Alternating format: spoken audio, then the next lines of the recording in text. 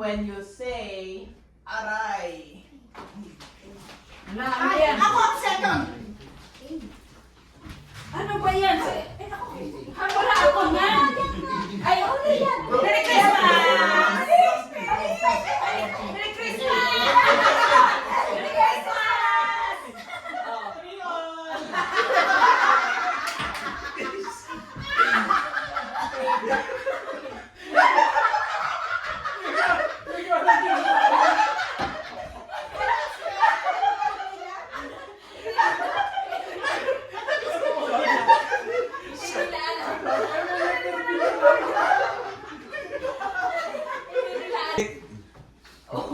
Okay. Next, 5-letter word to. Tagalog, Tagalog. malalim.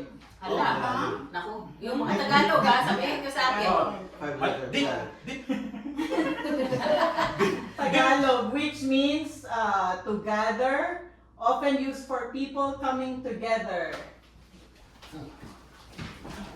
Ikaw, bro. Limain. 5-letter word.